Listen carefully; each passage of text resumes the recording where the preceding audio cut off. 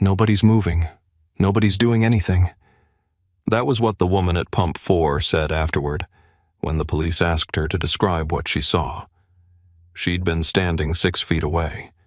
She had a phone in her hand, and she just stood there. Everyone did, except him. By the way, where are you watching from? Tell me in the comments below. And if these stories mean something to you and you want to help us keep them ad-free and consistent, you can support us on Patreon. Link is in the description. Because what happened at that gas station on a Thursday afternoon wasn't supposed to involve a man in a blue uniform with oil on his knuckles. It wasn't supposed to be quiet. It wasn't supposed to be over in 11 seconds. But it was. And when the dust settled and the police arrived and the bystanders finally lowered their phones, only one question kept circulating through the crowd. Who is he? Not the suspect, not the boy, not the woman in the pressed blazer who was still shaking by the time the cruisers pulled in. The man who stopped it. That question, who is he, is what this story is really about. Because the answer changes everything. Declan Rourke had been awake since 4:45, not because Marisol was sick, not because a nightmare pulled him under, just because that's what his body did now. It had been doing it for 6 years, since the last deployment, since the kind of mornings where the difference between 4:45 and 5 o'clock was the difference between ready and caught off guard. The habit never left. Neither did the instinct. He made 2 sandwiches before 6. One for himself, one for Marisol, cut diagonally the way she liked, wrapped in foil so it stayed warm through her first class. And he packed her bag while she ate cereal at the kitchen table, half asleep. Her dark hair pulled into a lopsided braid she'd done herself because she'd decided at age 8 that she was old enough to manage it. She mostly was. The drive to the station took 9 minutes. Marisol sat in the passenger seat of his truck with her backpack between her feet and her library book open on her knees, reading in the gray morning light without looking up. She was like that. Internally organized in a way that still surprised him. That quiet self-containment she'd inherited from her mother and somehow kept even after everything that had happened. He didn't talk much on the drive. He never did in the mornings. But when they pulled into the lot, he reached over and tucked a loose strand of hair behind her ear without thinking. And she let him, which meant she was in a good mood. "Break room's unlocked," he said. "Stay inside until Mrs. Ferreira comes at 7:30. "I know, Dad. I mean it. I know you mean it. You always mean it." She climbed out and headed for the side entrance without looking back, backpack bouncing, book already open again. He watched her until the door closed behind her. Then he turned to the forecourt. The station sat at the junction of Route 9 and the interstate on-ramp, which made it useful and busy and almost completely invisible. People stopped here because they had to, not because they wanted to. They filled their tanks, bought bad coffee, checked their mirrors, and pulled back onto the road without registering anything about the place except the price per gallon. It was the kind of location that existed in the margins of people's lives. Transactional, forgettable, staffed by people who were easy not to see. Declan had been working here for 14 months.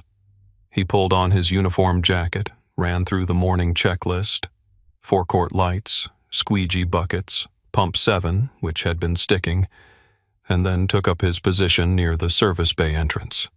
Not behind the counter. Never behind the counter if he could help it. He liked the open sight line, liked being able to see the full lot, both entry points, the road in both directions.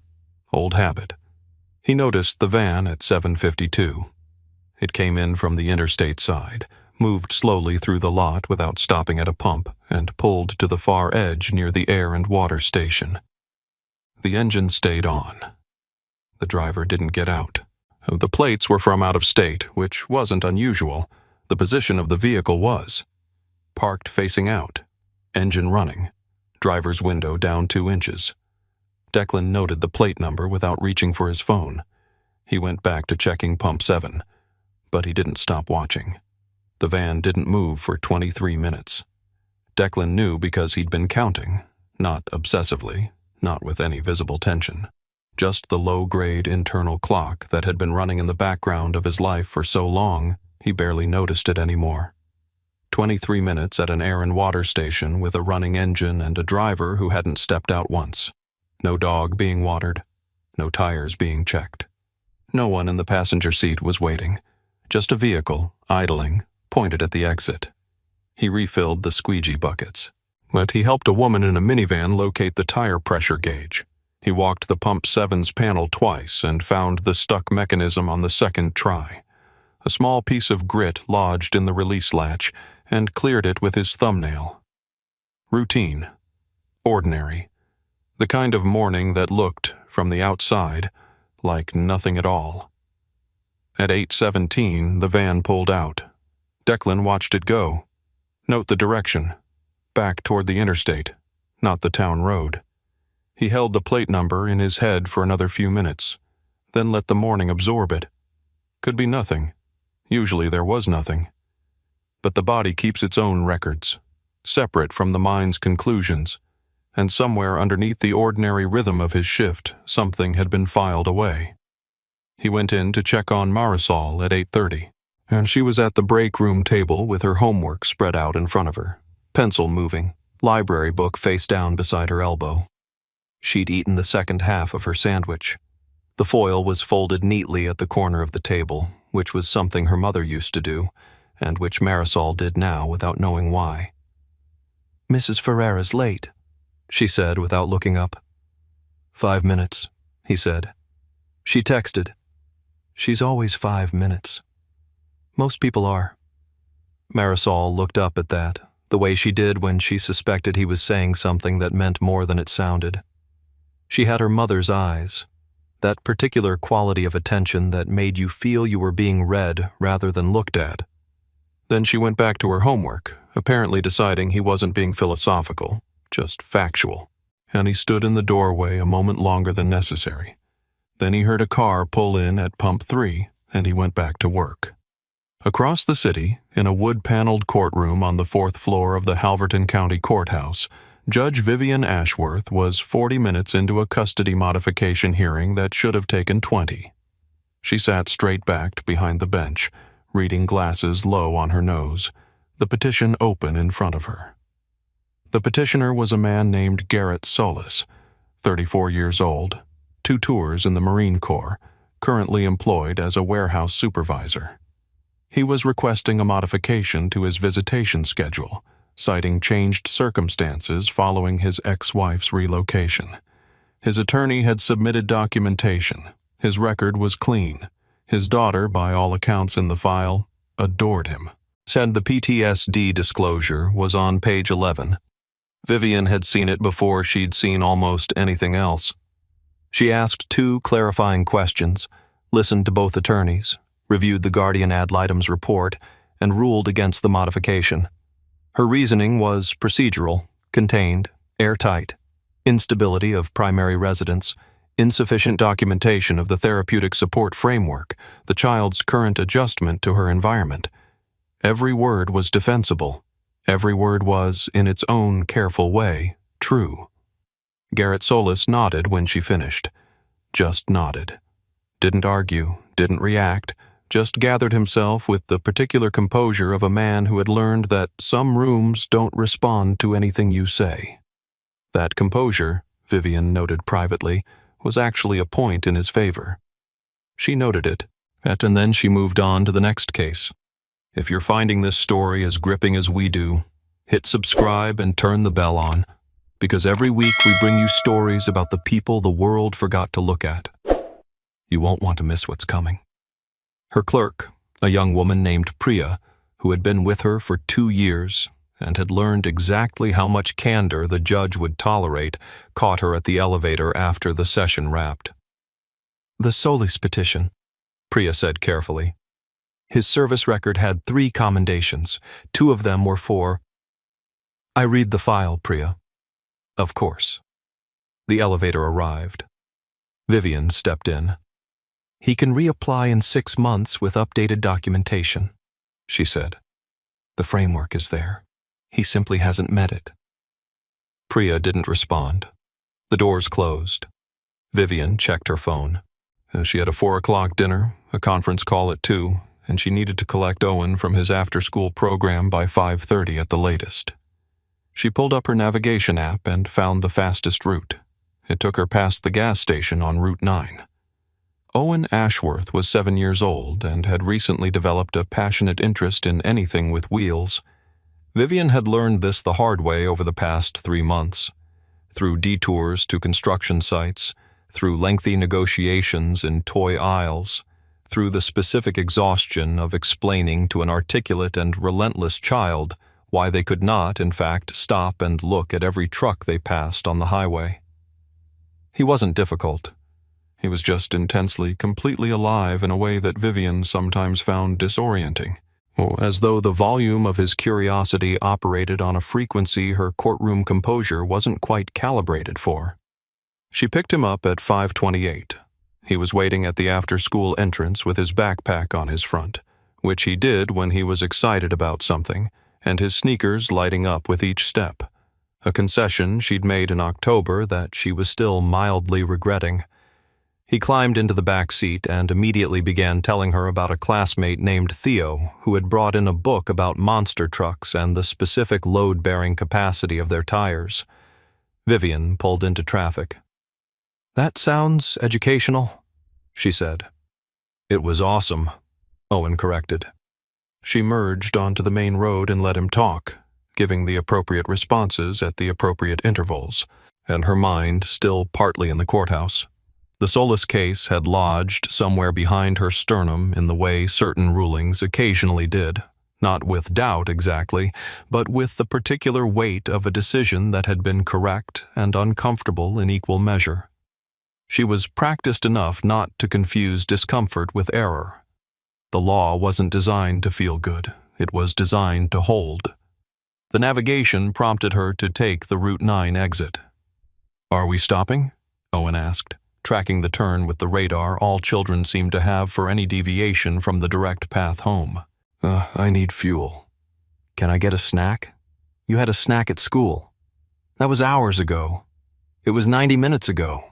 He accepted this with the philosophical resignation of a child who knew when he'd lost and moved on to pressing his face against the window to examine the gas station as they pulled in. It was the kind of place that held no particular interest for Vivian. Functional, slightly worn. The kind of establishment that existed to serve a purpose and asked nothing further of you. She pulled up to pump 3, the one closest to the road, checked her mirrors out of habit, and got out. The late afternoon was cooling fast, a thin edge of wind coming down from the north. She tapped her card, selected the grade, and lifted the nozzle. Her phone was already in her other hand. 2 emails from her clerk. A reminder about the conference call, a message from the dinner host confirming the reservation. She moved through them efficiently, the pump clicking steadily behind her. Owen had his window down 2 inches. "Mom, there's a van with a sticker on it." "It's a really cool sticker. Can I go look?" "Stay in the car, Owen." A pause. The particular silence of a child deciding whether this instruction was negotiable. "It's right there," he said. Across the forecourt, Declan was replacing the nozzle on pump 7 when he saw the boy's door open. He didn't think about it consciously. The analysis happened somewhere faster than thought. The door angle, the direction of movement, the child's trajectory toward the far edge of the lot where the unmarked van had repositioned itself sometime in the last 4 minutes, back from wherever it had gone. Different spot now, closer to the air station, engine running again, driver's window down the same 2 inches as the morning. Same plate. Declan set the nozzle in its cradle and straightened. The boy was 7, maybe 8, moving with that particular confidence of a child who had been told no and was interpreting it loosely. The sticker on the van's side panel was bright, something cartoonish, deliberately bright, and the boy was walking toward it with his eyes fixed on it the way children fixed on things that were designed to fix their eyes. Designed. The van's side door was not fully closed. Declan was already moving before the door began to slide. He didn't run. Running draws attention, creates noise, alerts the wrong people too early. He walked fast, with purpose, and cutting the angle across the forecourt in a straight line that put him between the boy and the vehicle with 4 seconds to spare. At pump 3, Vivian was reading an email. The pump clicked off behind her. She didn't look up. The man in the van made his move at 5:41. Declan saw the door slide because he was already watching for it. Had been watching for it since the moment his feet started moving. His eyes tracking the gap widening in the van's side panel with the kind of focus that didn't announce itself, didn't tighten his jaw or change his breathing, just settled into the cold, functional clarity he hadn't needed in 14 months, but had never actually lost. The driver was out of the vehicle before the door finished sliding, mid-40s, heavy build, moving with practiced casualness, at the specific body language of someone who had done this before, not running, not grabbing, just stepping into the boy's path with a wide smile and a crouch, getting down to eye level, one hand already extended toward Owen's shoulder.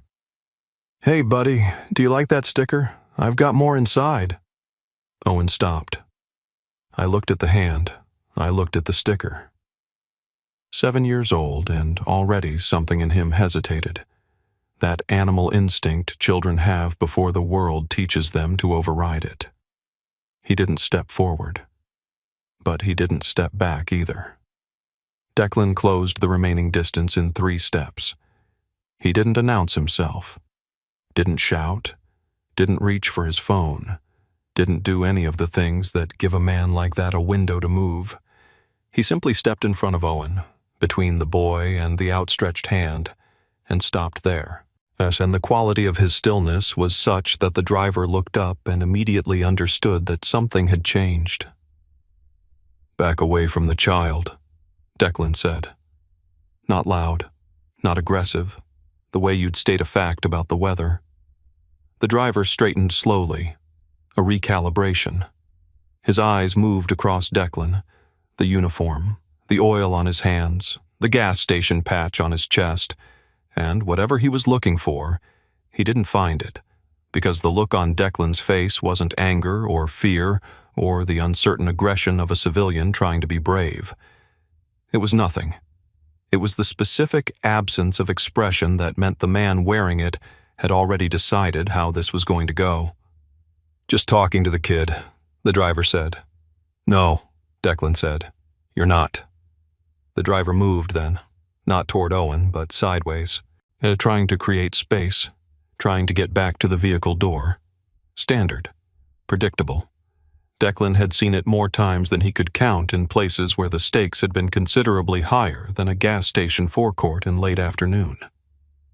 He stepped with him, maintaining the angle, and when the driver made the mistake of reaching back toward the door handle, Declan caught his wrist, turned it in a way that required almost no force but made movement both difficult and acutely uncomfortable, and walked him into the side panel of the van with the controlled efficiency of someone completing a familiar task. The driver's chest hit the metal. His free hand came up. Declan had it secured before it reached anything useful. "Don't," he said quietly. Same tone, same stillness. The driver stopped. The whole thing had taken 11 seconds. Owen was standing 6 feet away, completely still, watching with wide eyes and the slightly open mouth of a child who had just witnessed something that didn't fit any category he had available. Declan looked at him over his shoulder. One quick look, full attention, long enough to assess. "You're okay," he said. "Stand right there." Owen nodded. He stood right there. The side door of the break room opened and Marisol appeared in the frame, because she had heard her father's voice shift. Not the words, she was inside, but the tone carried through walls. And she was 9 years old and the daughter of a man who had taught her through years of quiet consistency exactly what it meant when his voice went flat and certain like that. She looked at the scene, looked at Owen. "Come here," she said to the boy, with the calm authority of someone considerably older than 9. Owen looked at Declan. Declan gave the smallest nod. Owen walked to Marisol. 3 phones were already up by the time Declan had the driver turned and held against the vehicle with one forearm and his knee at the correct angle to prevent leverage. He could see them in his peripheral. 2 women at adjacent pumps, a man by the air station, all filming, all with the instinctive stillness of people watching something they didn't fully understand but knew mattered. With his free hand, Declan had already dialed. "This is a citizen's detainment at the Route 9 petrol station," he said when dispatch answered. "I have a male suspect in attempted child abduction. I need units now." At pump 3, the nozzle had been finished for 2 minutes. Vivian was still reading her email. Then she heard Marisol say, "Owen?" and looked up. The sound of her son's name in a stranger's mouth pulled Vivian's head up before her mind had finished processing that she'd heard it. Owen was standing at the break room doorway with a girl she didn't recognize, a child, maybe 2 years older than him, dark-haired and composed in a way that seemed almost architectural, like composure was simply the material she was made of. Owen's hand was in hers. He wasn't crying. He was looking back across the forecourt with the expression children get when something has frightened them but the fright hasn't fully arrived yet, suspended in the moment just before it lands. Vivian's eyes moved to where he was looking. A man in a blue uniform had another man pressed against the side panel of a van. Not violently. That was the first thing she registered, and it confused her, because the control in it didn't match any version of confrontation she'd seen outside of a courtroom. The man in the uniform wasn't straining, wasn't shouting, wasn't doing any of the things that should accompany physically restraining another adult against a vehicle. He was simply there, holding the position with the same energy she might use to hold a door open, complete and unhurried. She was already moving. "Owen." She crossed the forecourt in 8 steps and reached him at the doorway, both hands on his face first, the parents' instinctive inventory, checking everything at once. He was fine. He was entirely fine, but her hands were shaking in a way she didn't bother trying to hide. "There was a man," Owen said. "I know. He had stickers." "I know." "Oh, baby." "That man stopped him." Owen pointed at Declan, who had not moved, who was still holding the suspect against the van while speaking into his phone with the unhurried precision of someone filing a report. "He just walked over. Nobody else did anything and he just walked over." Vivian looked at the attendant again. She had a lawyer's habit of cataloging details in moments of stress. It was involuntary by now, the professional reflex that ran underneath the emotional response like a second track. What she cataloged, the economy of the restraint, the positioning of his body that blocked all useful movement without requiring visible effort, the way he was speaking to dispatch with complete sentences and specific language while maintaining full physical control of a grown man who outweighed him by 30 pounds. And she had seen trained security personnel. She had seen police officers.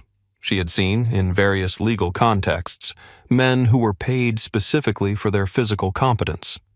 This was different. This had the quality of something deeply practiced, not rehearsed, not performed, but worn in the way a language is worn by someone who has spoken it every day for years. The sirens were already audible in the distance.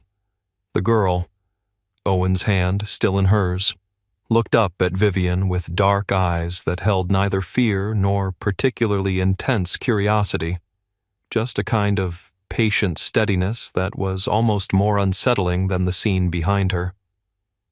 "He's okay," the girl said. "Your son. He didn't get close enough." "Thank you," Vivian said, and meant it with a completeness she couldn't have articulated.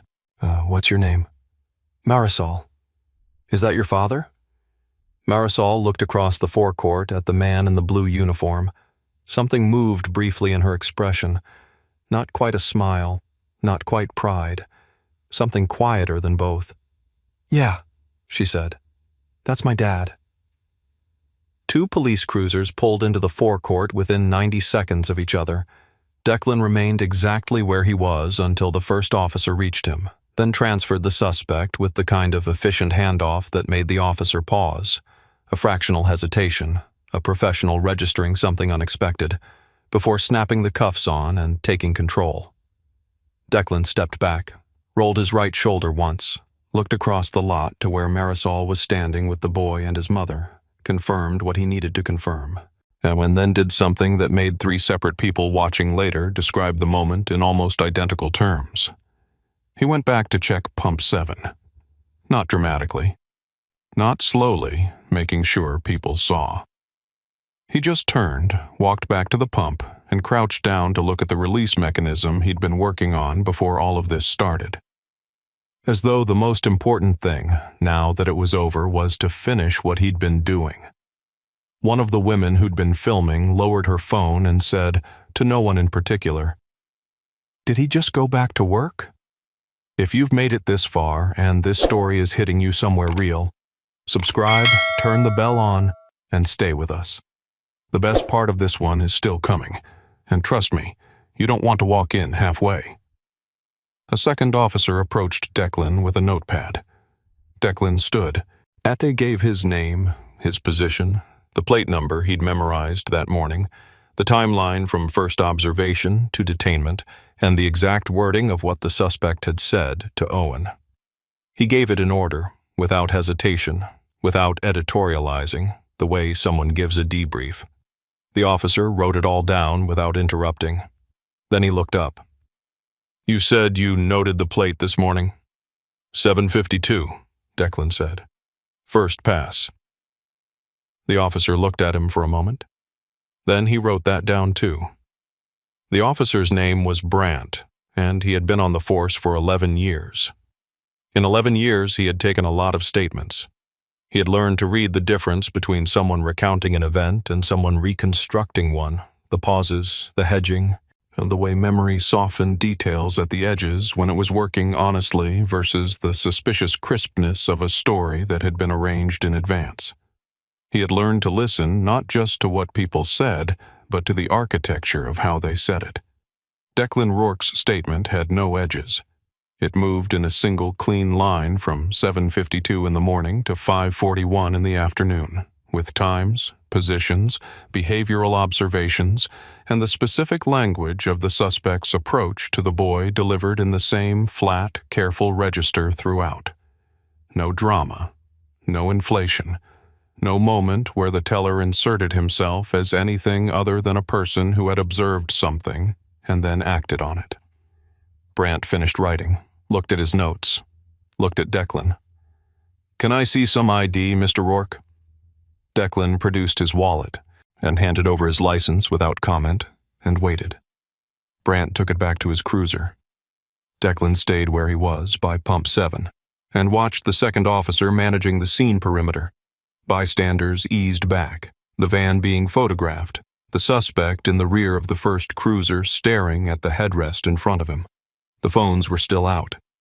Some people had stopped filming and were just watching now, the way crowds do when the immediate urgency has passed, and what remains is the slower process of understanding what they actually witnessed. Vivian was 20 feet away, Owen pressed against her side, her arm around him with a grip that hadn't loosened since she'd reached him.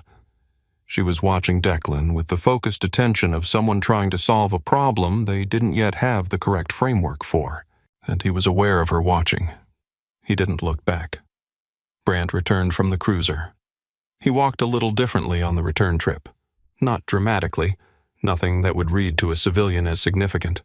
But Declan noticed it because he noticed everything. And what he noticed was that Brandt's posture had adjusted by about 3 degrees, a subtle straightening that happened when someone recalibrated their understanding of who they were talking to. Brandt handed back the license. "Thank you for your cooperation, Mr. Rourke," he said. And then, after a pause that contained something Declan recognized as professional respect, trying to find appropriate civilian expression, "That was good work." "The boy's fine," Declan said. "That's what matters."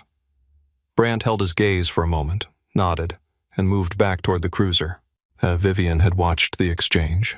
She had spent 17 years in and adjacent to the legal system, reading rooms for a living, and she had seen the way Brandt walked back from that cruiser, and she had seen the way he spoke to the man in the blue uniform, and she understood, with the cold precision of someone whose professional survival depended on reading signals correctly, that the officer had found something on that license that changed the way he was standing.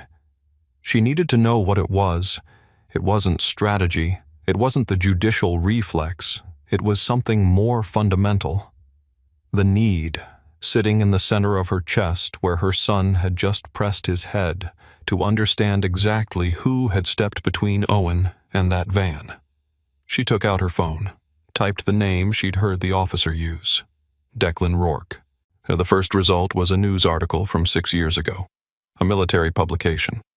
She tapped it and the page loaded slowly, the signal thin at the edge of the forecourt, and she waited with the particular patience of someone who had learned that some answers required stillness.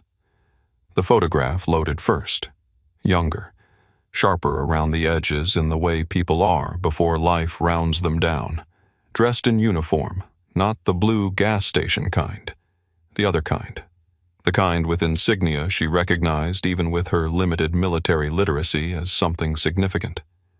Standing with a unit, straight-backed, the same quality of watchful stillness in his face that she'd seen across the forecourt 20 minutes ago. Then the text loaded. She read the headline, read the first paragraph, scrolled slowly. The way you scroll when each line is adjusting something inside you and you need a moment between adjustments. Ranger Battalion, 3 deployments.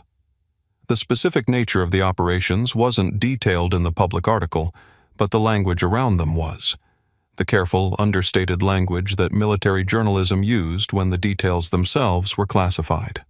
Commendations, a congressional letter, and then, buried in the final paragraph, almost incidental, a line about the unit's particular specialization, counter-kidnapping operations.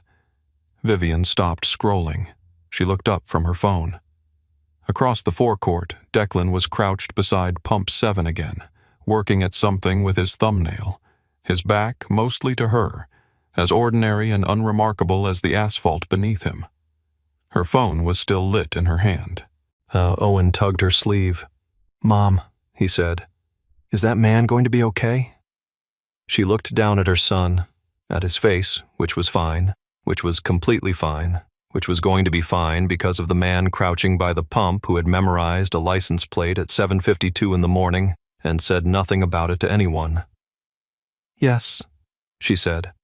Her voice came out steadier than she felt. "He's going to be okay." The cruisers were gone by 6:45. The forecourt settled back into itself the way places do after something has torn through them, not all at once, but gradually, the ordinary sounds returning in layers. A car at Pump 2, the hiss of the squeegee bucket, the distant rhythm of the interstate carrying people toward wherever they were going, indifferent and continuous. Declan locked the service bay and walked to the break room.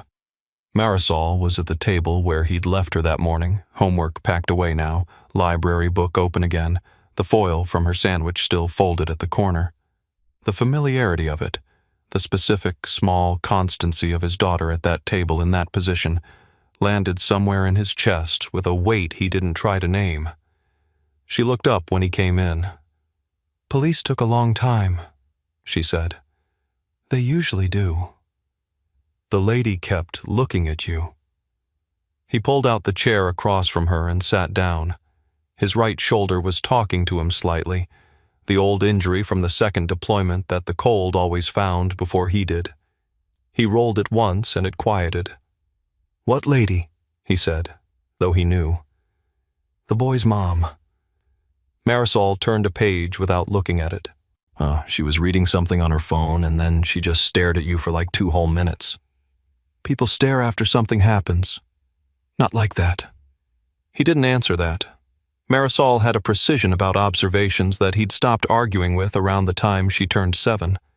She wasn't speculating. She was reporting. He put his elbows on the table and looked at his hands. There was a grease mark on his right knuckle from Pump 7's latch, and beneath it, barely visible in this light, the edge of a scar that ran from the base of his thumb to the center of his palm. 3 inches. A reminder from a night in a city whose name he didn't say aloud anymore, in a situation that had resolved in the only way situations like that ever resolved, imperfectly and at cost. He'd been 31. He'd been very good at what he did, and he thought about Nadia sometimes, at tables like this, not with the acute grief of the early years, which had been something closer to a physical condition than an emotion, but with the softer, more manageable sorrow of a man who had learned to carry weight without being crushed by it. She had been the one who understood the duality of him, the part that could do what he did and the part that sat across from her at kitchen tables. She'd never treated those two things as contradictions. He missed that most, being understood as a whole thing. After she got sick, after the diagnosis and the 18 months that followed, he had filed for the custody modification because a lawyer friend told him it would be wise to have the paperwork clean, to have everything formal while things were still clear. He'd been working at the station 8 months by then. The judge had asked about his occupation, his housing, his mental health disclosures. He had answered honestly. He always answered honestly. It was the one habit from service he'd kept without modification, not because it was strategically wise, which it frequently wasn't, but because it was the only way he knew how to be in a room. The ruling came 3 weeks later. Instability of occupation. PTSD disclosure flagged as risk factor. He hadn't appealed, not because he agreed, because the energy required to fight it was energy he didn't have, and Marisol needed what he had left. So he showed up, made the sandwiches, worked the double shifts, checked Pump 7, watched the forecourt with the eyes he couldn't turn off. And today those eyes had found the van at 7:52. Dad, Marisol said. He looked up. She was watching him with her mother's quality of attention. That look that didn't demand anything, just waited for whatever you were ready to give. Are we going to be on the news? He'd known she'd circle back to it. Probably, he said, for a day. Then something else happens and people move on. Theo's going to think it's cool. Theo sounds easily impressed. The corner of her mouth moved, not quite a smile. The Rourke version of one. Do you miss it? She asked. The question came out simply, with none of the weight she had to know it carried, which was its own kind of sophistication. He considered lying. It would have been the easier answer, and she might not have caught it, though probably she would. He looked at the foil folded at the corner of the table. Looked at her. Some of it, he said honestly. She nodded, accepting this with the equanimity of a child who had been told true things since she was old enough to understand them. But not the being away part. Not that part, he said. No. She went back to her book. He stayed at the table. Outside, a car pulled up to Pump 3. The same pump where the woman in the pressed blazer had been standing with her phone, not watching, and then, suddenly, desperately watching, and the ordinary machinery of the evening resumed. He'd told Marisol the truth. He missed some of it. He was also, sitting here in a break room that smelled like engine oil and the foil wrapper of a sandwich he'd made at 6 a.m, doing exactly what he was supposed to be doing. Watching, staying, being the person who didn't leave. He was very good at that, too. Vivian didn't sleep well. She told herself it was the adrenaline, the residual chemical fact of fear working its way out of her system the way it did after any acute stress, elevated cortisol, disrupted sleep architecture, the body's honest accounting of what it had absorbed. She was a precise woman, and she preferred precise explanations. The adrenaline explanation was accurate as far as it went. It didn't go far enough.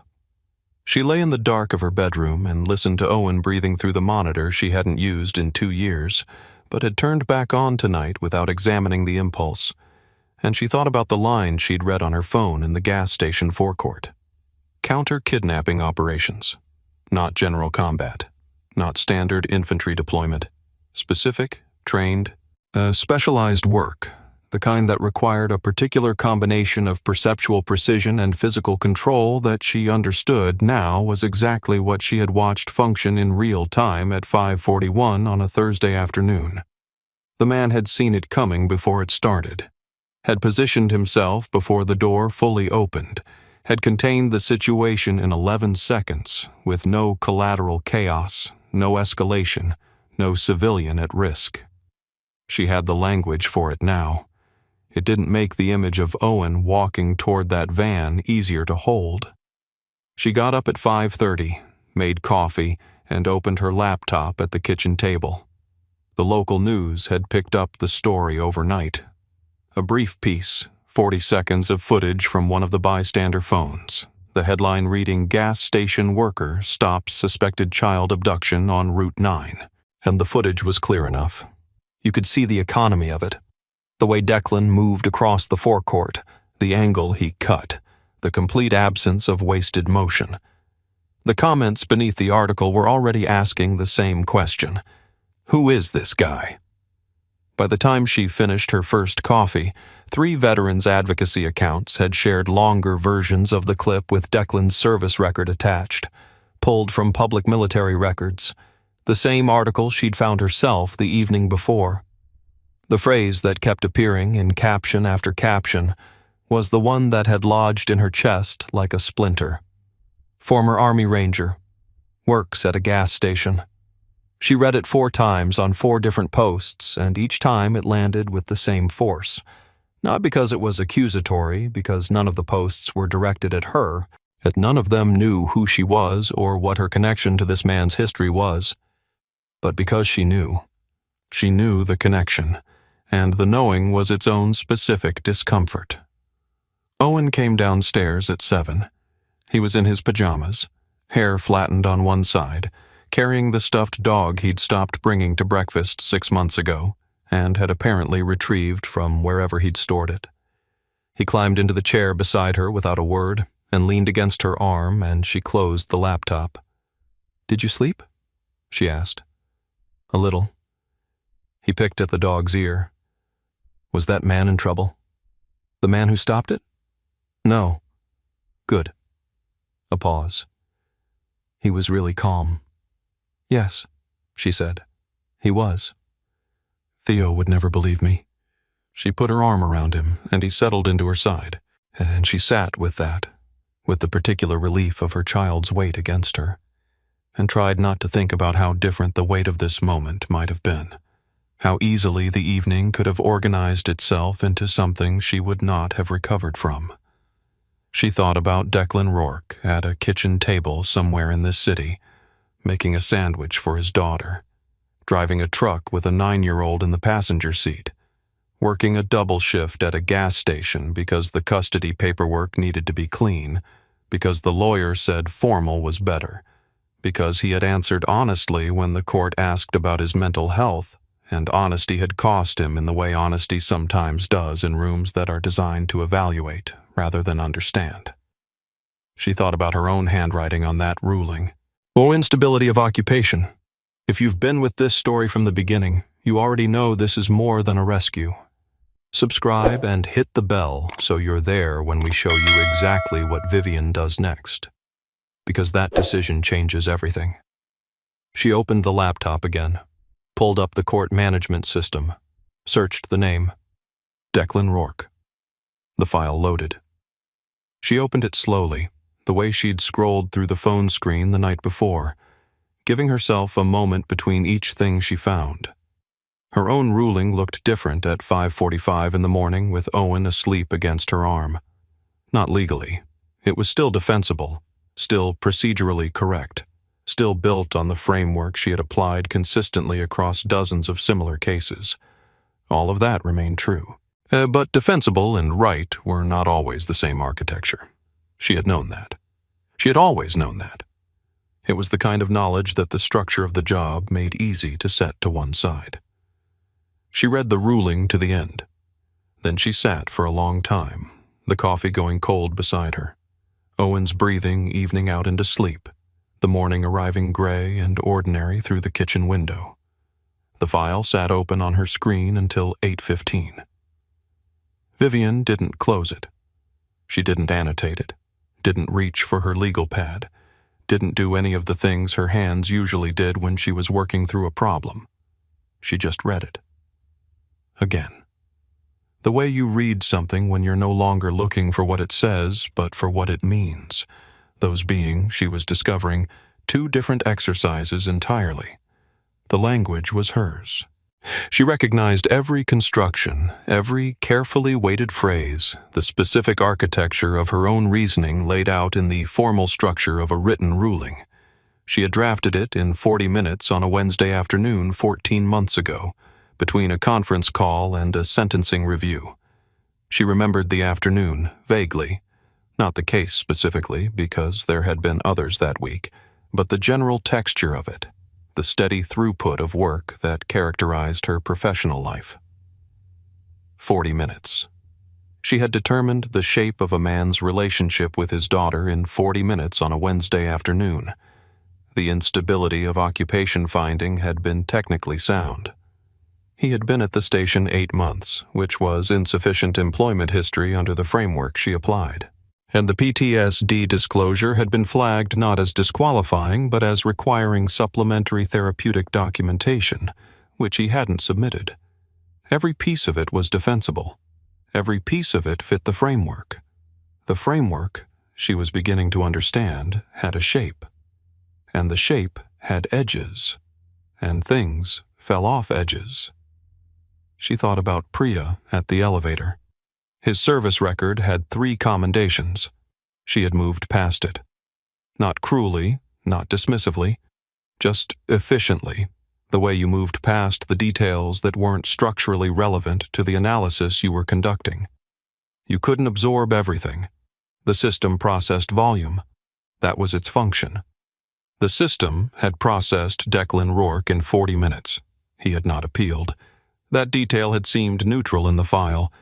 Administrative, as people didn't appeal for all kinds of reasons. Cost, exhaustion, legal access, the calculus of fighting a ruling versus adapting to it. She had never, before this morning, sat with the specific weight of why a man like Declan Rourke might not appeal. A man who answered honestly, who put his PTSD disclosure in the paperwork because the form asked, and he had apparently decided that honesty was non-negotiable even when it wasn't strategic. A man who looked at a system that had ruled against him and concluded, without apparent bitterness, that the energy required to fight it was better given to his daughter. That was the word Marisol had used. Dad. Just that. No inflation, no ceremony. The most ordinary word in the language and somehow the most complete answer to every question the file had raised. Vivian closed the laptop. She drove Owen to school herself instead of arranging the car service. She held his hand across the parking lot, which she didn't usually do anymore because he'd told her in September, with great seriousness, that he was old enough to walk into school by himself. He didn't object this morning.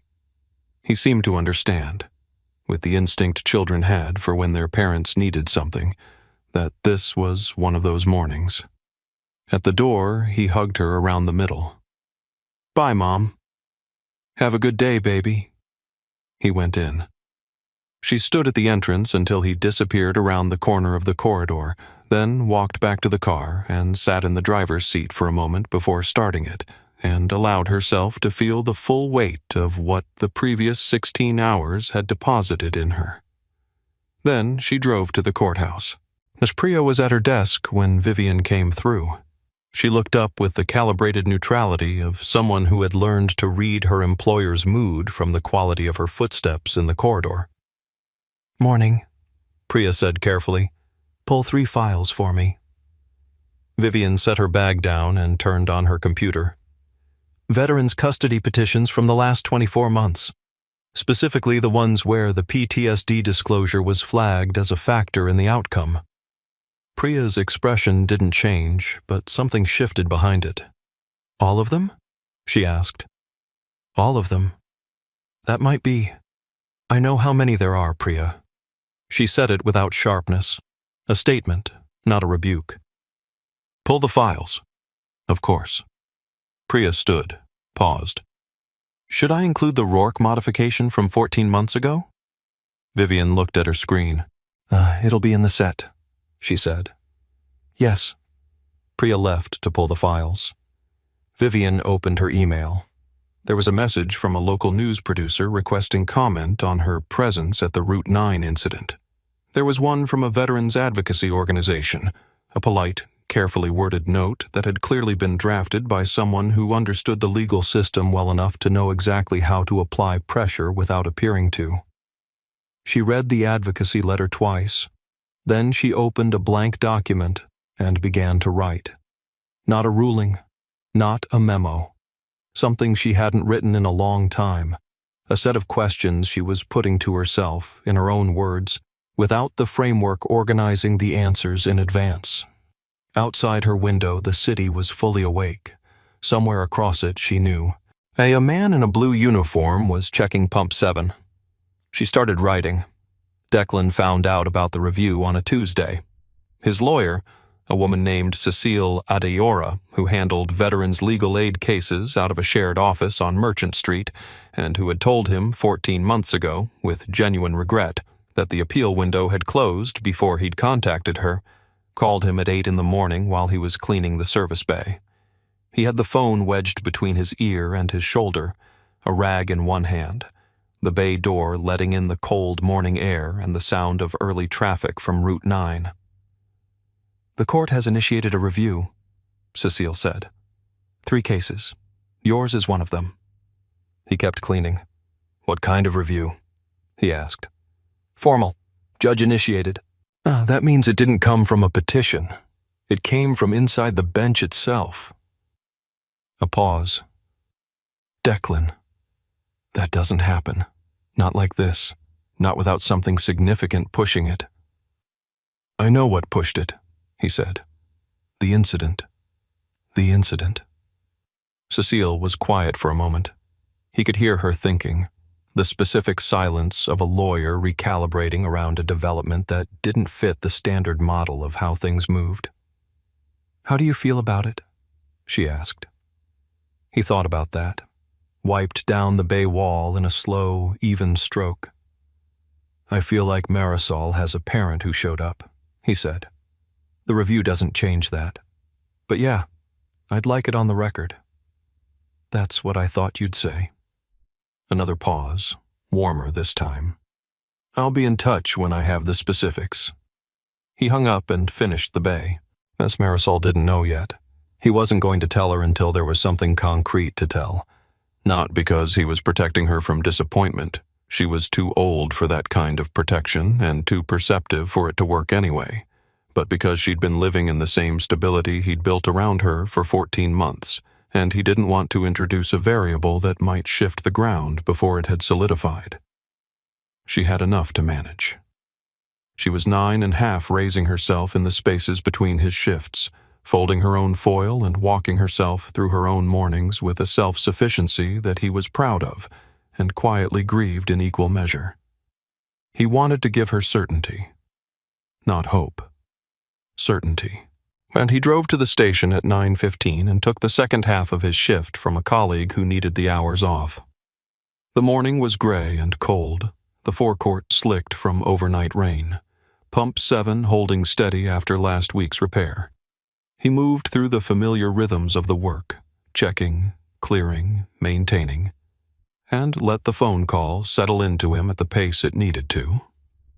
At 11:43, a car pulled into the forecourt that he recognized. Not the car itself.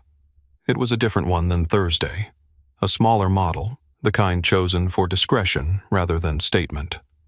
But the way it parked, precise and deliberate in an uncrowded lot, drew his attention before the driver's door opened. And when it opened and Vivian Ashworth stepped out, he knew she'd come before she'd walked 3 steps toward him. She was dressed differently than Thursday. No blazer, no courtroom composure arranged over her like armor. Dark coat, hair pulled back simply. She looked, he thought, like someone who had made a decision and was in the process of honoring it before she could reconsider. She walked to where he was standing by the service bay. He waited. "Mr. Rourke," she said. "Miss Ashworth." She registered the absence of her title in his address. He saw it, but she didn't correct it, which told him something about what kind of conversation she'd decided this was going to be. "I wanted to come myself," she said. "Not through a letter, not through—" She stopped, started again with less architecture around the words. "I needed to come." He nodded. She looked at him with the direct, assessing attention that was clearly native to her, and the look of someone whose professional life had been built on reading rooms and people. He returned it steadily and without performance, the same way he did everything. "How is Marisol?" she asked. The name stopped him. Not because it was unexpected. She'd had access to his file, she knew the name, but because of the way she used it. Not instrumentally, not as a demonstration that she'd done her research. She used it the way people used the names of children they were asking about genuinely, with the specific weight of a person who understood that a child's name in your mouth was a kind of accountability. "She's well," he said. "Good week at school." Vivian nodded. Something in her face shifted. Not dramatically, not the theatrical collapse of a person performing remorse, but the quiet adjustment of someone who had decided to be honest and was finding it slightly harder than anticipated. "I read the ruling," she said. "My ruling, on your modification." He said nothing. "I want you to know that I understand." She stopped again, reorganized. "I'm not here to explain it to you. You were there. You know what it said." "I do," he said. The wind moved through the forecourt. Somewhere on the lot, a nozzle clicked off. "I'm reviewing 3 cases," she said. "Yours is one of them. I can't tell you the outcome. That wouldn't be appropriate. But I wanted you to know it was happening. And I wanted you to know that I came here, to this place, because—" She looked at the forecourt, at the pump where Owen had stood, at the bay door behind him. "Because I thought the least I could do was not make you come to me." Declan looked at her for a long moment, the same look he'd given her across the lot on Thursday, reading, not judging, taking the measure of what was actually there. "Thank you for coming," he said. It was simple. It was complete. It was not forgiveness, and it was not absolution, and it was not more than she'd earned, but it was real. And she seemed to understand all of that simultaneously, because she nodded once with the sober precision of someone receiving exactly what they deserved, nothing added. "Take care of yourself, Mr. Rourke," she said. "You too," he said. "Ms. Ashworth." She walked back to her car. He watched her go, then turned back to the service bay. There was work to finish. The review took 6 weeks. Vivian worked through it methodically. The way she worked through everything, not quickly, not with the performed urgency of someone trying to demonstrate sincerity, but with the careful, unglamorous thoroughness of a person who understood that the only meaningful apology was a structural one.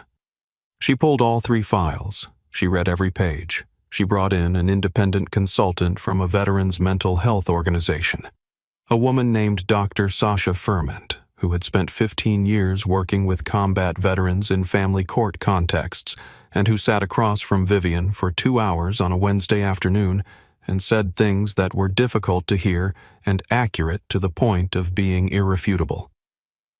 The PTSD disclosure framework, Dr. Ferment explained, had a fundamental design problem. It asked veterans to self-report mental health history with the genuine intention of supporting informed custody decisions. What it did in practice, in the absence of specific contextual guidance, was created a disclosure trap, a situation where honesty produced worse outcomes than silence. Veterans who reported, as they were encouraged to do, found their disclosures flagged as risk factors by judges who lacked the clinical training to interpret them accurately. Veterans who didn't report avoided the flag but carried the weight of concealment through the rest of the proceedings. Declan Rourke had reported. Vivian had flagged it. She listened to Dr. Ferment's full 2 hours without interrupting, which was not something she did often in professional consultations. Then she asked 4 specific questions, wrote down the answers verbatim, and thanked her. Priya, who had sat in the corner taking notes throughout, looked at Vivian when Dr. Ferment left with an expression that was as close to openly emotional as she'd ever allowed herself in the office. "Are you all right?" Priya asked. "I'm working," Vivian said, but she said it gently. The written guidelines revision took 11 days. She drafted it herself, not delegated, not committee processed, not filtered through the administrative language that turned accountability into policy without ever quite naming what had been wrong. She named it, specifically and in plain language. The disclosure framework had produced outcomes inconsistent with its stated purpose. PTSD disclosure in custody proceedings required clinical interpretation and could not function as a standalone risk indicator without accompanying evaluative context. She submitted it to the presiding judge for formal adoption. Then she wrote to the 3 veterans whose cases were under review. Not form letters, individual letters, drafted on plain paper rather than court letterhead, because she understood instinctively that court letterhead was the wrong container for what these letters needed to carry. She told each man that his case had been reviewed, that new evaluative standards had been applied, and that the court had found grounds to revisit the original outcomes. She told Declan Rourke that the custody modification he had requested 14 months ago was being granted in full. His lawyer called her clerk's office the morning the letter arrived to confirm receipt. Cecile Adora's voice, relayed to Vivian through Priya, was professionally composed with something warmer moving underneath it. "He received it," Priya reported. "He said thank you." He went back to work. That was all. Vivian sat with that, the absence of drama, the simple continuation of his day, and found it, strangely, more affecting than any larger response would have been. It was consistent. It was exactly what she should have expected from a man who had pinned a suspect against a van and then gone back to check pump 7. He wasn't performing anything. He never had been. 3 weeks after the letters went out, a veterans advocacy organization called the Halverton Veterans Family Coalition published an open letter. It was measured, specific, and clearly drafted by someone with legal literacy. It cited the revised guidelines by name, acknowledged the review process, and called the framework revision a meaningful step toward equitable treatment of veteran parents in family court proceedings. In the final paragraph, almost incidentally, it mentioned a gas station on Route 9. It didn't name Declan directly. It referred instead to a veteran whose intervention during a child abduction had inadvertently illuminated a systemic blind spot in the family court framework, and whose quiet persistence in the 14 months prior to that moment had represented exactly the kind of parental stability the framework was designed to recognize but had failed to. The letter circulated widely.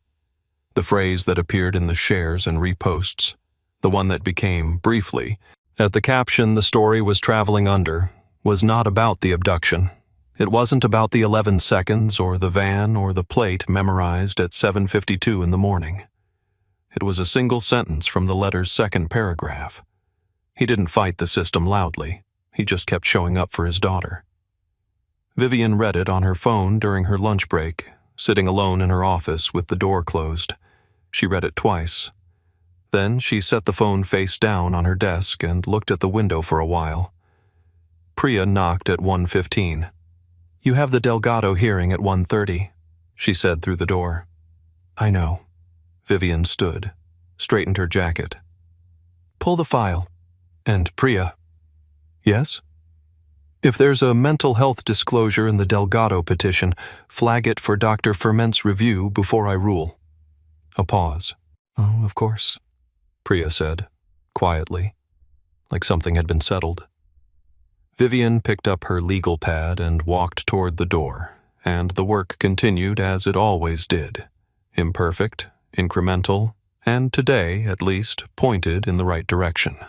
6 weeks after the review concluded, Declan made spaghetti. It wasn't a special occasion, it was a Wednesday, which was his short day. Off at 4, home by 4:20, enough time to cook something actual instead of reheating whatever he'd prepped on Sunday. Marisol had strong opinions about spaghetti, specifically about the ratio of sauce to pasta, which she monitored from the kitchen doorway with the critical attention of someone who had been burned before. "That's too much pasta," she said. "Oh, it's the right amount of pasta. Last time you said that it was too much pasta. Last time I was wrong," he said. "This time I'm right." She considered this with the seriousness it apparently deserved, then came and sat at the table, pulling her knees up to her chest in the chair, watching him stir. The kitchen was warm. Outside it was fully dark by 5 now, the winter pressing in early, and the light in the kitchen had that particular enclosed quality that Declan had always associated with the feeling of being somewhere safe. He hadn't felt it in every kitchen he'd ever stood in. He felt it in this one. "Cecile called today," he said, not looking up from the pot. Marisol went still in the way she did when something mattered. "About the papers?" "About the papers." He turned the heat down, set the spoon on the rest beside the stove. "It's done. Official. Everything's clean." She was quiet for a moment. "What does that mean?" she asked. Not because she didn't understand. She understood precisely, but she was 9 and she needed to hear it said in plain language by the person it concerned. "It means the court looked at the paperwork again and decided it was wrong the first time," he said. "And now, it says the right thing. About you being my dad. About me being your dad."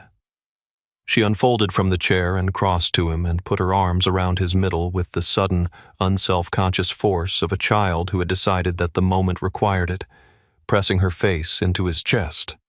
He put his hand on the back of her head and held her there. And the spaghetti simmered, and the kitchen was warm, and he stayed very still, the way he'd learned to stay still in the moments that asked for it. After a while, she pulled back and returned to her chair with the pragmatic efficiency of someone who had received what she needed and was ready to move on. "Is it too much pasta or not?" she said. "It's perfect," he said. "That's not a real answer." "It's the only answer you're getting." She smiled then. The full one. Not the Rourke version, the real one that she kept for moments when she'd decided being reserved wasn't worth the effort. It rearranged her whole face, and she looked, in that moment, so completely like her mother that something in his chest caught and then released the way it did. The way it would always do, probably, and he'd long since made his peace with that. They ate at the kitchen table. After dinner, Marisol did her homework and he cleaned up, and when she went to bed, he sat for a while in the quiet of the kitchen with a cup of coffee. He'd already decided he was drinking too late and thought about the 6 weeks just past. The call from Cecile. The letter that had arrived on plain paper, not court letterhead, which he'd noticed and which had struck him as the kind of detail that indicated someone had thought carefully about the container as well as the contents. He'd read it twice, and then put it in the drawer where he kept Nadia's letters. He hadn't told Marisol about Vivian. Not specifically. Not the connection, not the file, not the particular vertigo of the thing. She knew a review had happened, knew the outcome, didn't need the architecture. She was 9. There would be time. Eventually, for her to understand the full shape of how the world worked. How the same rooms that failed people could sometimes, slowly, be persuaded toward something better. How the people inside those rooms were capable of both. Not tonight, though. Tonight it was spaghetti and the right amount of pasta, and his daughter's homework spread across the table, and the sound of her reading aloud to herself from her library book, the habit she had when she thought no one could hear. He didn't tell her he could hear. He just listened. The forecourt would be there in the morning. Pump 7 would hold. The early shifts would come and he would make the sandwiches and watch the lot with eyes he couldn't turn off. And that was fine. That was all fine. That was the life. And the life was good enough and sometimes better than that. And today it was considerably better than that. The world was full of people it had used and set aside in places meant for labor, not legacy. People who kept showing up anyway, who watched when no one asked them to, who protected things that were never listed in any job description. Declan Rourke was one of them. He didn't need the world to know what he'd been. He needed Marisol to know who he was, and she did. Subscribe and don't miss our next story. The billionaire's surgeon turned out to be the man they fired from the mailroom. Trust me, you'll feel it. And tell me in the comments, what injustice should we tackle next? Hey, don't touch that. That violin costs more than your yearly paycheck. The words snapped through the lobby, sharp enough to cut the low murmur of marble and heels. Someone laughed. Someone else sighed like this was already an inconvenience. The janitor had only bent down because the case had tipped, because the instrument inside was about to hit stone. Security's hand hovered near his shoulder. Executives paused mid-stride, watching a man in worn gloves reach for something that clearly didn't belong to him. He didn't pull back. Instead, he lifted the violin carefully, like it was breathing. He checked the bridge, the strings, the scroll, habits older than this building. When he drew the bow across the strings, the sound wasn't loud. It didn't need to be. It slid through the lobby, soft and aching, the kind of melody that made people forget where they were for half a second. Across the room, the woman stepping out of the private elevator froze. Her heel didn't come down. Her hand stayed curled around her phone. Her face drained of color as the melody reached a specific phrase, one that shouldn't exist here, one she hadn't heard since a sealed room and a signed document ended a career years ago. By the way, where are you watching from? Tell me in the comments below. Because what was happening wasn't about a janitor touching a violin. It was about a song that remembered everything. And before anyone understood why the CEO of a glass tower had stopped breathing, the music kept going. He finished the phrase, lowered the bow, and only then seemed to notice the silence. His eyes lifted, calm, unreadable. Around him, the lobby felt different, like the air had shifted. This wasn't a mistake. It was a warning. He set the violin gently back into its case and straightened. The snapback came quietly. He adjusted the strap of his cleaning cart, nodded once to security, and returned to his work without apology. No trembling hands. No rush. Just a man who'd done what needed doing and knew when to step away. People didn't know what to do with that. A few feet away, his daughter sat on a bench meant for visitors, sneakers swinging just above the floor. She'd been doing homework, pencil paused mid-problem when the music started. Now she stared at him with wide eyes, something like relief loosening her shoulders. Music always did that for her. It was the only thing that slowed the tight breathing, the way her fingers sometimes dug into her sleeves. He met her gaze and gave the smallest smile. "You're okay. I'm here." That was the real reason he'd played. The woman by the elevator recovered first. Power did that. She masked the moment, straightened her spine, and scanned the lobby like it owed her an explanation. Her gaze landed on the janitor's back, then on the violin case, then flicked away as if none of it mattered. "Who left that instrument unattended?" she asked, voice smooth, clipped, already irritated. No one answered right away. People were still recalibrating, still shaking off the feeling that they'd almost witnessed something important. He pushed his cart toward the service corridor, the wheels squeaking softly. The smell of polish followed him, lemon and chemical, grounding. This was where he belonged, according to everyone else. Behind glass. Behind doors marked authorized personnel only. His daughter gathered her things quickly and followed, slipping into step beside him. The corridor swallowed the noise of the lobby, replacing it with the hum of vents and distant elevators. She looked up at him like she wanted to ask 100 questions and didn't know which one was safe. "You didn't do anything wrong," he said before she could speak. "I know," she replied, small but certain. "You always fix things before they break. That landed deeper than she meant it to. He stopped near the supply closet, crouched to her level, and brushed a strand of hair from her face. The promise he'd made himself years ago tightened in his chest. Keep her steady. Keep her believing the world wasn't only sharp edges and closed doors. Behind them, the lobby buzz returned, louder now. Voices layered over each other. Someone laughed too hard. Someone else whispered the CEO's name like a prayer or a curse. The song still lingered, though. It clung to the walls, to the marble, to the people who'd heard it whether they wanted to or not. In the executive elevator, the woman stared at her reflection as the doors closed. Her pulse hadn't slowed. The melody replayed in her head, each note dragging up a memory she'd paid to erase.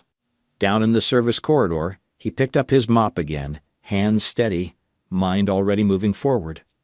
He didn't know why the woman had frozen. He didn't need to. All he knew was that the violin had fallen and he'd caught it. And somewhere between the marble floor and the last note, something long buried had started to surface. The corridor door eased shut behind them, sealing in the hum and the smell of cleanser. He pushed the cart forward, wheels complaining, until the noise of the lobby thinned into distance.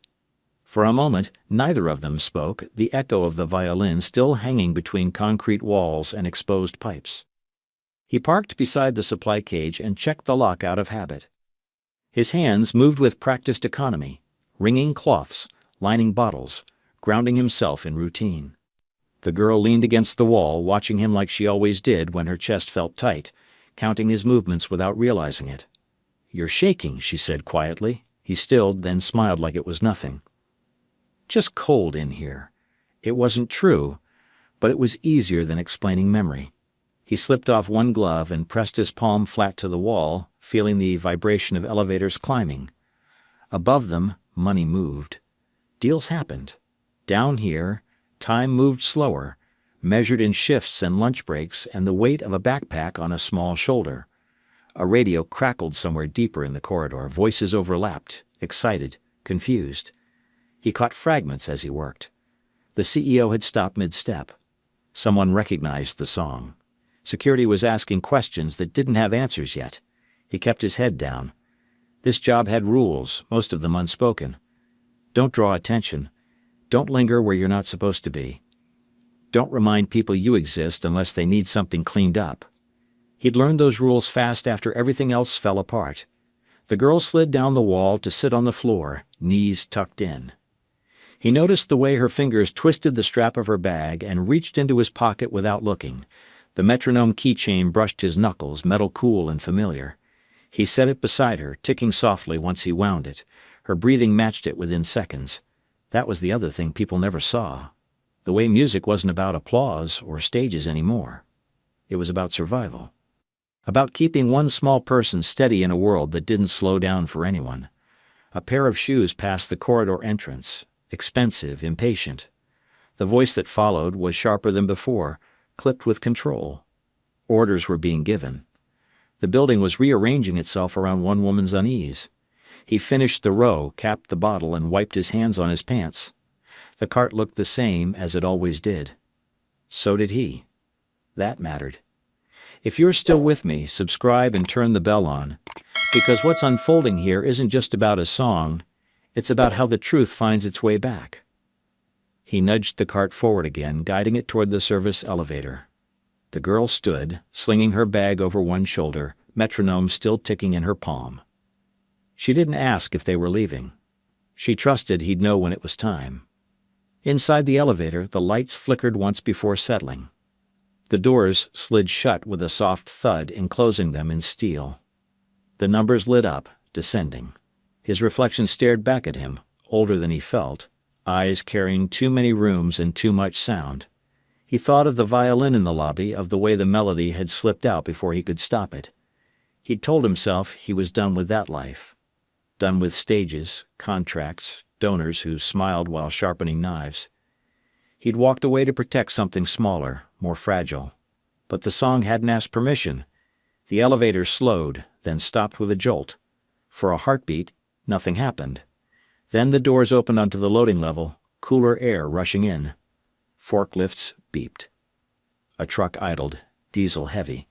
This was another world entirely, all motion and muscle. As they stepped out, A supervisor glanced over, eyes narrowing. "You okay?" he asked, more curious than concerned. "Yeah," he said easily. "Just finishing up." The man shrugged and turned back to his clipboard. That was the balance he maintained. Useful, forgettable, necessary but unseen. Upstairs, a meeting was being called that no one had planned for. Emails were flying. Names were being searched. A sealed memory had cracked open, and the building felt it even down here. He guided the cart into its spot and checked his watch. Still time before pickup. He crouched again in front of the girl, straightening her jacket, smoothing a wrinkle like it mattered. "Did I do something bad?" she asked, eyes searching his face. "No," he said, firm and gentle. "You saw someone catch something before it broke. That's all." She nodded, satisfied. The metronome clicked on, steady as a heart. Above them, the first consequences were already forming, though neither of them knew how loud they would be. For now, there was just work to finish, a child to protect, and a truth that had finally remembered how to sing. The loading level stayed busy long after they blended back into it, the rhythm of labor swallowing small disturbances without comment. He wiped down the cart handles, listening to the metronome tick slow and steady in his daughter's hand. Above them, the building exhaled, unaware that its pulse had changed. Several floors up, the woman stood alone in her office, palms braced against the glass. Maribel Klein watched the city stretch beneath her, sunlight catching on steel and ambition. From here, everything looked orderly, obedient, owned. She'd built her life to feel like this, elevated, untouchable. The meeting she'd just cut short still buzzed on her screen, unread messages stacking like accusations she wasn't ready to read. The song replayed again. She pressed 2 fingers to her temple, jaw tight. It was impossible. That composition had been locked away with the rest of it. Contracts signed, narratives rewritten, a man's name quietly erased from programs and press releases. She'd paid for that silence, protected the brand, protected herself. And yet, there it was, in her lobby, played by a janitor. "No!" she muttered, pushing away from the glass. Her heels clicked sharp and fast across the floor as she reached for her phone. She scrolled, searching archives she hadn't touched in years, eyes narrowing as files surfaced. Dates. Donors. A benefit gala, meant to buy goodwill and bury dissent. The melody matched. Every note. A knock sounded at the door, tentative but persistent. She straightened, smoothed her jacket, and called out permission like nothing was wrong. Ruth Calder stepped in, tablet tucked to her chest, expression carefully neutral. "Security flagged an incident downstairs," Ruth said. "Nothing serious. Just. Unusual." Maribel lifted an eyebrow. "Unusual how?" There was a violin. Someone played it. Several people recognized the piece. "That's impossible," Maribel said too quickly. She caught it, softened her tone. "It's a corporate building, Ruth, not a concert hall." "I know," Ruth replied evenly. "That's why people are talking." Maribel waved a dismissive hand. "Handle it. And make sure the instruments return to its owner. I don't want distractions before tonight's event." Ruth hesitated, eyes flicking up, then back down. Of course. When the door closed again, Maribel's composure cracked. She sank into her chair, fingers gripping the armrests as the past surged forward. She remembered the meeting where she'd smiled and nodded, promising support while quietly withdrawing funding. Remembered how easy it had been to let the board believe the artist was unstable, difficult, not worth the risk.